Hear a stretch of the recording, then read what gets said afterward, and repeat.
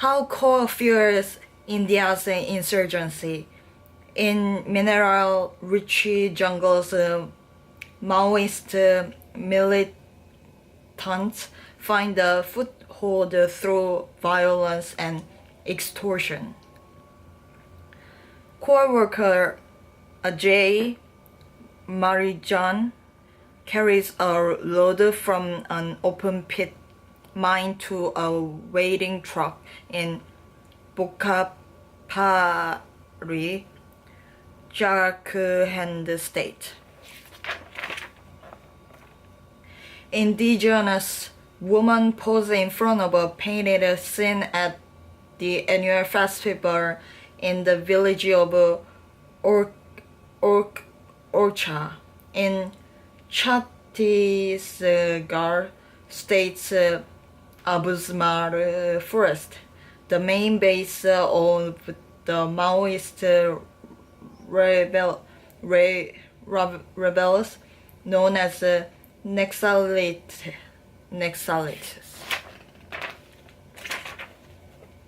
At an ad hoc restaurant, men prepare breakfast for workers clocking in for the morning shift at the coal-based Jindal Temnar thermal power plant in the Raigarh district, Chhattisgarh. The gunmen at the jungle's edge lived and died by different names. Some knew him as a Prashant, others as a Paramjit. Occasionally, he called himself Gopalji, trading the alliance with another insurgent leader to further confuse the Indian authorities trying to hunt him down. When I met him, he was fresh from killing and called himself by yet another name, Comrade Manas. He said as he stepped from the shadows beneath a huge walnut tree, machine gun in hand, a slight figure, his frame and features burned out and cadaverous, with the depredations of malaria and typhoid, war and jungle. The day was already old and the sun low. The sheer hotness of a dozen or so other gunmen lurked in the deepening green of the nearby paddy fields, watchful and waiting. Manas and his men were on the move and had a little time to talk. In India, they are known by a single word, Naxalites. Maoist insurgents at the heart of the nation's longest running and most deeply entrenched internal conflict. Their decades-long war, which cost India more lives today than the embers of the conflict in Kashmir, has been described by former Premier Manmohan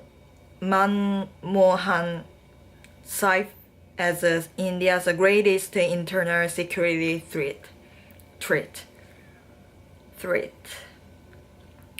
Anthony Lloyd is a special correspondent for the Times of London, where he has worked for 22 years. Photojournalist Lindsay Dario's memoir, It's What I Do, Penguin Press, came out in February.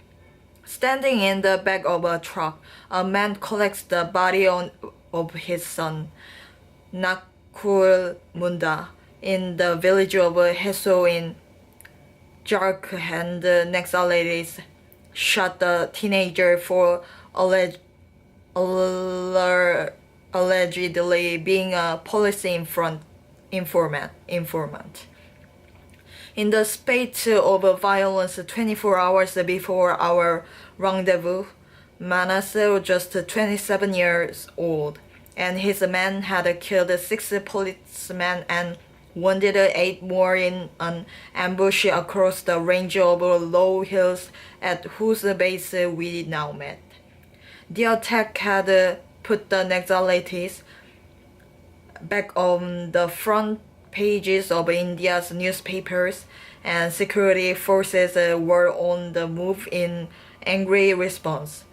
Patrols and helicopters circled the area, sweeping through villages and probing into the jungle. By rights, the Naxalites should have been relics of history rather than fighting and killing in the name of Mao long after the Chinese communist leader's death, in a country he had never even visited. A nuclear power at that, yet there were fought in the backblast of India's energy boom, had been thrown a lifeline by the demands of development and the globalized economy, as mineral exploitation and land rights became catalysts of a revitalized struggle. In this way, India's energy needs and industry's hunger for raw materials linked the angry killers in the jungle to coal, steel, and power production, welding the Naxalites to some of the most disadvantaged communities in the country. The Adivasis, India's original tribal dwellers, rather than becoming an anomaly from the past, the Naxalite insurgency, fueled by intimidation, extortion, and violence, has come to symbolize a conflict prophetic of the future. It pits development against tradition, with India's most mineral-rich states at the epicenter. Indeed, Manas, already a Naxalite John commander, despite his youth, seemed certain that the social grievances of the poor would eventually ensure victory for his cause. He regarded the overthrow of the Delhi government as an inevitability. Another tiger grows old and dies, he assured me, his eyes glowing with the luminosity of radicals the world over.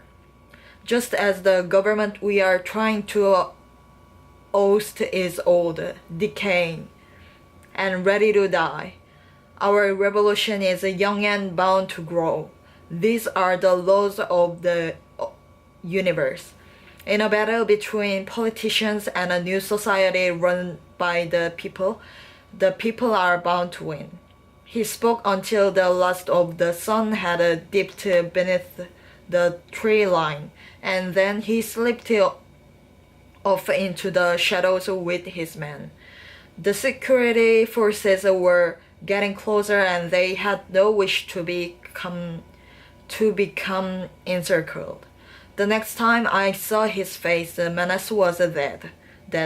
It stared at me from a roadside shrine in the impoverished village where he had been born. Local people told me that he had been slain in a gun battle not long after our meeting. Only by reading the inscription of the stone did I learn the real identity of the insurgent with many names. Lalish.